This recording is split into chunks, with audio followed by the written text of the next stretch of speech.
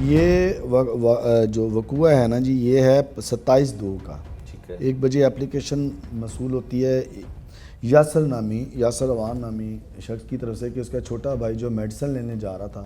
Medicine لینے گیا اور اس کو ندیم اس کا نام ہے، اس کا ناصر اس کا نام. اس کو پھر اسی وقت جو ہے نا وہ ہم ایف آئی آر جب ابھی کاٹ ہی رہی ہوتی ہے تو ہم لوگ کیمرہ چیک کرنے شروع کر دیتے ہیں، کیونکہ آپریشن ونگ اور انویسٹیگیشن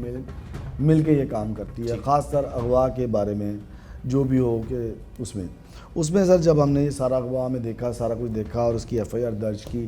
اس کے بعد یہ شخص واپس آ جاتا ہے۔ یہ ایک ماڈل ہے، اس نے اس میں کیونکہ جس لڑکی کا نامزد کیا تھا وہ بھی ماڈل ہے، اس میں آپس میں ان کا کوئی تھا جس کی تفتیش جو ہے اب انویسٹیگیشن والوں کے پاس ہے، اور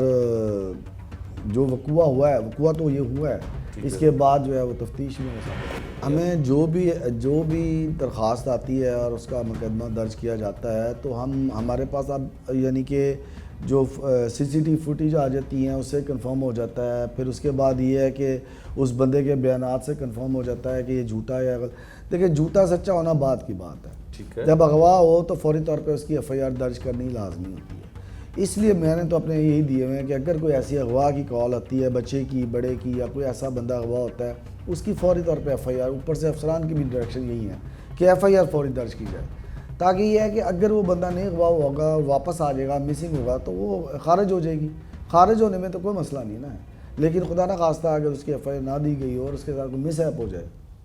پھر مسئلہ ہوتا ہے۔ اب بالکل ایف آئی آر درج کی جاتی ہے، اس میں اوپر ورک کی جاتی ہے، اور اس کو جو ہے نا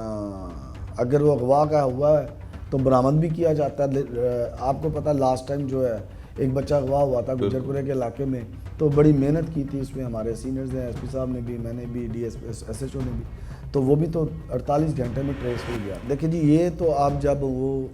مغوی جو واپس آ گیا ہے، ان کے بعد وہ جو ملزمان کے خلاف جس طرح سے پرچہ درج کیا ہے، اس میں آپس میں بیٹھ کے جب آمنے سامنے بالمشاورہ گفتگو کی جائے گی، یا جو بھی ان کے ساتھ جو ان کا معاملات ہوں گے اس کے مطابق اگر وہ ملزم ہوں گے تو انویسٹیگیشن اس کو چلان کرے گی۔ ڈی ایس پی گجرپورہ سرکل جو آپریشن ہے ان کی آپ نے بات سنی، جو اغوا کی ایف آئی آر درج ہوتی ہے اس کے حوالے سے انہوں نے بتایا اب معاملہ انویسٹیگیشن کے پاس ہے، اور یقیناً انویسٹیگیشن بھی قانون کے مطابق اب اس پہ تفتیش کری ہے۔